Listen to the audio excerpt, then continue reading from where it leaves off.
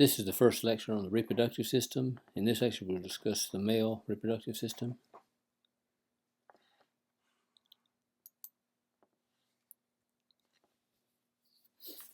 The primary sex organs in the male are the testes, and in the female are the ovaries. The purpose of these primary sex organs is to produce sex cells or gametes, which is the sperm and the ova. They also secrete sex hormones. In males, the sex hormones are called androgens. In females, they're estrogen and progesterone. And the reproductive system also consists of accessory reproductive organs, which are the ducts, glands, and external genitalia.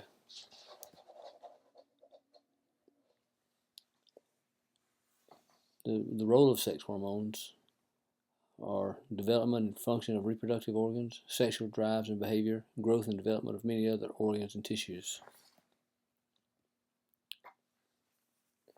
This slide represents the male reproductive organs. You have the testes within the scrotum, where the sperm is produced, and the sperm is delivered to the exterior through a series of ducts. And there's the epididymis, and then from the epididymis it goes to the ductus deferens or vas deferens, and we'll trace it up through here, and that interacts with the ejaculatory duct, which is right here, and that opens up into the urethra. From the urethra, the sperm is released to the outside. There's some accessory glands that empty secretions into the ducts during ejaculation. This would be the seminal glands, the prostate, and the bulbourethral glands. Here's the seminal gland here, the prostate gland here, and the bulbourethral gland here. All this contributes to the ejaculate, or to the semen.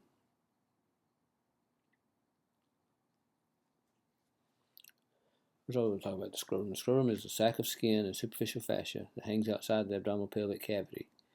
Within the scrotum is a pair of testicles. The scrotum is about 3 degrees centigrade lower than the body core temperature, and this lower temperature is necessary for sperm production. There's two muscles that maintain the optimal temperature for sperm production: the dartos muscle and the cremaster muscle.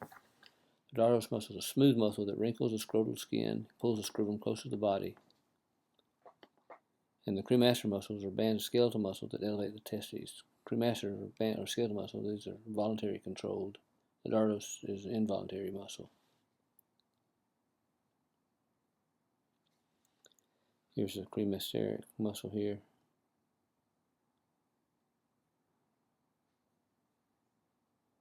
This is voluntary control, so you can raise the testicles up towards the abdominal cavity. And the dartos muscle here.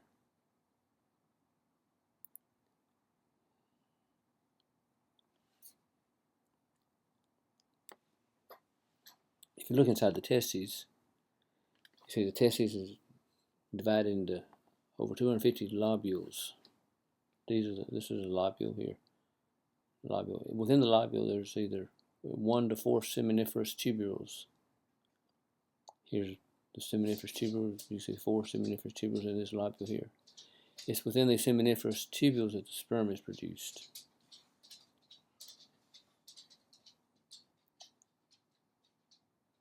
From the seminiferous tubules are connected to the straight tubule. Here's the straight tubule here.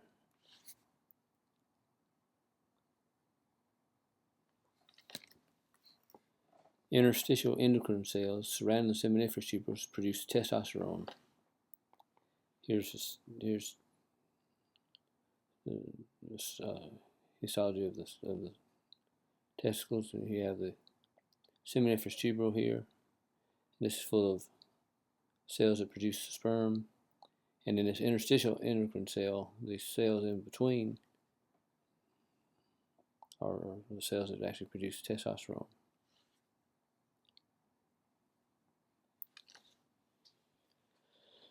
What are the effects of testosterone?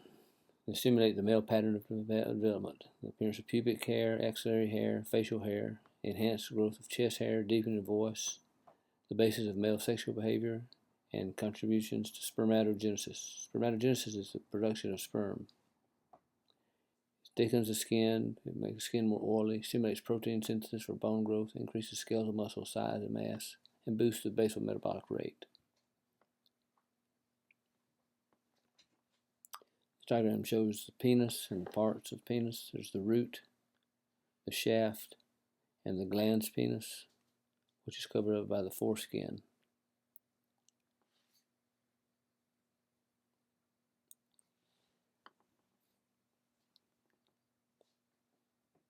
Within the shaft of the penis, there are three bodies of erectile tissue.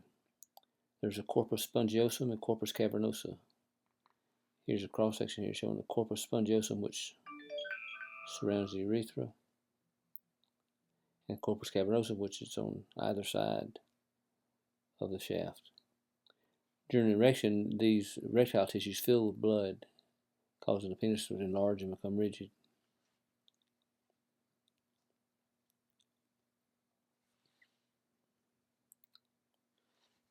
Here's a close-up of the testes and the different tubes.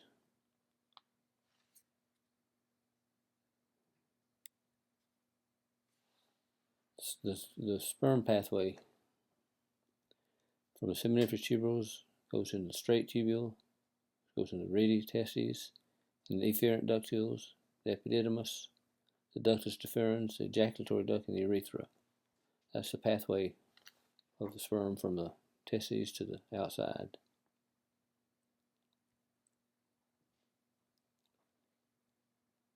And the male accessory glands are the paired seminal glands, the paired bulbourethral glands, and the prostate. Accessory glands produce the bulk of semen. The remainder of semen is actually the sperm produced by the testes. The semen contains either 20 to 150 million sperm per ml.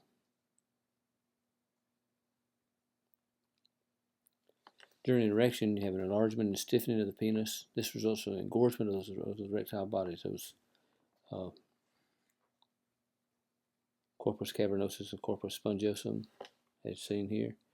They get engorged with blood and make the penis rigid. When a man is not sexually aroused, arterioles supplying the erectile tissue are constricted and the penis is flaccid, but sexual excitement triggers a parasympathetic reflex that relaxes smooth muscle in the penile blood vessel, causing arterioles to dilate and allowing the erectile bodies to fill with blood.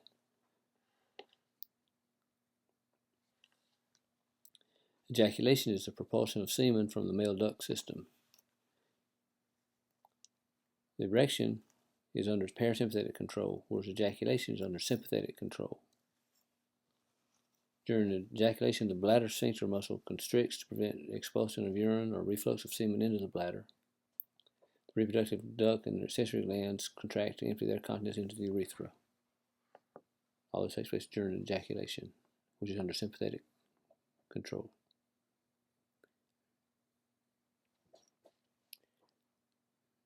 This is the sources of the semen. First of all, the testes produces sperm, fertilized egg. Sperm is part of semen. The bulbourethral gland has a fluid that neutralizes acidic conditions in the urethra. The prostate gland produces a clotting system to hold sperm next to the cervix and then later liquidizes this. It produces alkaline fluid that activates sperm to swim to the uterus. And the seminal vesicles produce fructose and dissolves mucus in the cervix, in the female cervix, and stimulates reverse peristalsis in the uterus. This assists the sperm in reaching the egg after it goes through the uterus and vagina and uterus. Spermatogenesis is the process by which sperm is made. Spermatogenesis or sperm production, occurs in the seminiferous tubules. Now, most cells of the body have 46 chromosomes, 23 pairs of chromosomes. And this is most cells of the body throughout the body. Of these 23 pairs of chromosomes, we get one set of chromosomes from a mother, one from our father. Gametes, or sex cells, or germ cells, also they have 23 chromosomes. So they only have 23 chromosomes. It's called a haploid chromosome number, which is half the number of chromosomes that the rest of the cells of the body have. So all the cells of the body have 46 chromosomes except for the sex cells, and they only have 23 chromosomes. That's so that during when the egg and sperm get together, the egg and sperm each have 23 chromosomes, and they form together, so the embryo would have 46 chromosomes.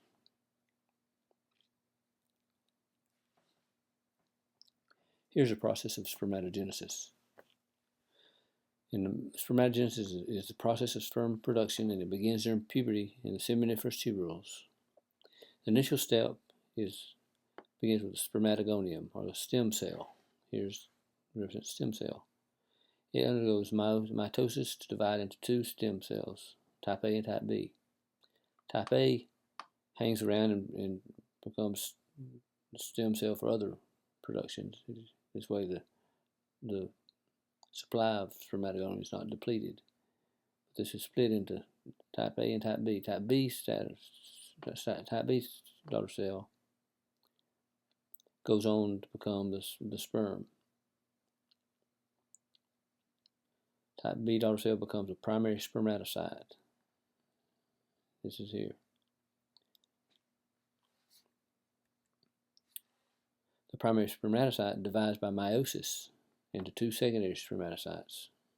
Here's two secondary spermatocytes.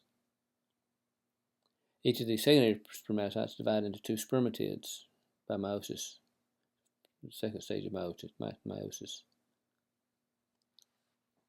So the result is four spermatids that have resulted from the original spermatogonium.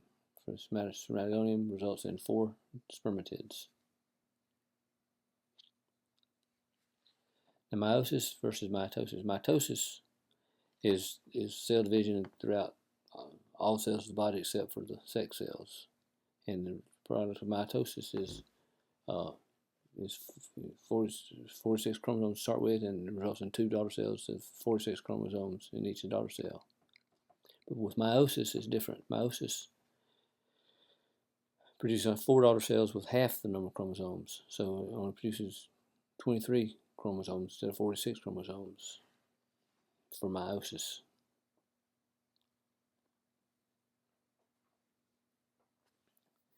Then in the process of spermiogenesis, transforms a spermatid to a sperm cell. So we have these spermatids here. Spermatids are not sperm cells yet. They have to go a process called spermiogenesis.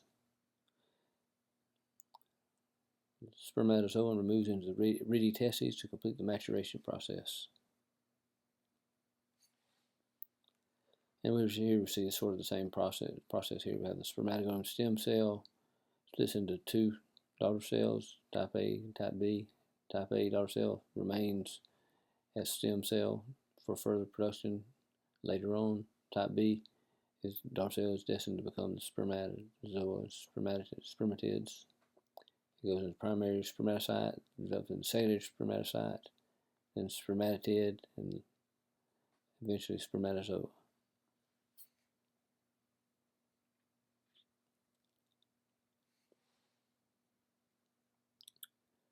Shows the reedy testes. The spermatozoa moves to the reedy testes to complete maturation. That's this part here.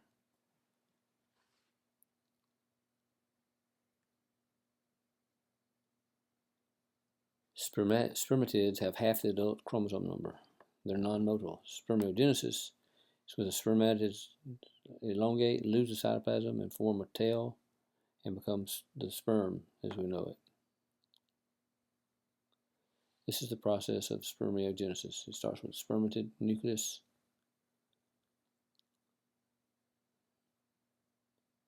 A flagellum starts to develop, which later becomes the tail. The the cellular material is lost, excess cytoplasm is trimmed down. So the final product, you have the nucleus remains in the head of the sperm, and then have a midpiece and then the tail. So 3 sections of the mature sperm. The head contains genetic material, the nucleus, and there's an acrosome, which is a helmet-like material that has hydrolytic enzymes. And what that does is that releases these enzymes when the sperm and egg meet, so that it allows the sperm to penetrate the egg.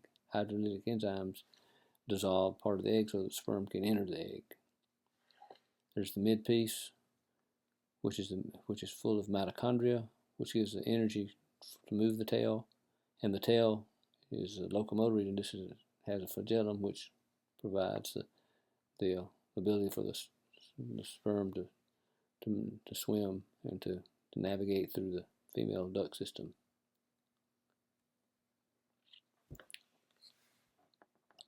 Remember this diagram from the endocrine lecture, but it shows the hormones involved.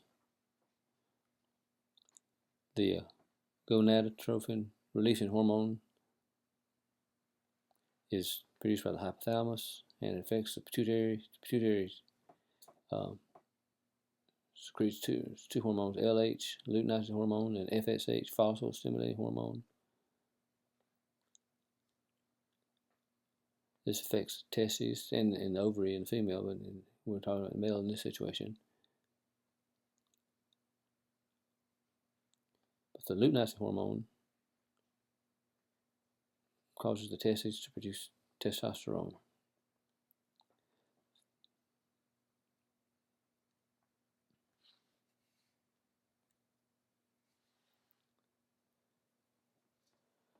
So in review, the hypothalamus releases the gonadotropin-releasing hormone, GnRH, to the anterior pituitary, which secretes the follicle-stimulating hormone and luteinizing hormone. FSH causes cystinocytes to release androgen-binding protein, which ultimately results in spermatogenesis. So the follicle-stimulating hormone results in spermatogenesis. Luteinizing hormones actually results in the production of testosterone, which then in turn augments spermatogenesis. But mainly just remember the FH. Let me go back to that slide. FSH, follicle stimulating hormone, in the male results in spermatogenesis. The luteinizing hormone in the male results in testosterone production.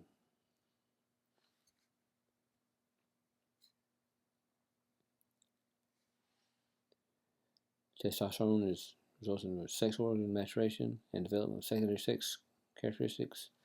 The rise in testosterone level has a negative feedback on the hypothalamus, which inhibits the release of gonadotropin-releasing hormone, and also it inhibits the pituitary from releasing its LH and FSH.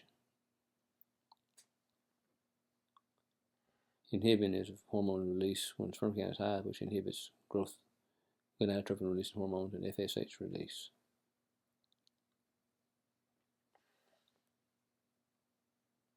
This shows the effect of the inhibin has negative feedback on the pituitary, which results in a negative feedback loop. So as more testosterone is produced, it negatively inhibits the production of further testosterone so that it doesn't get out of balance.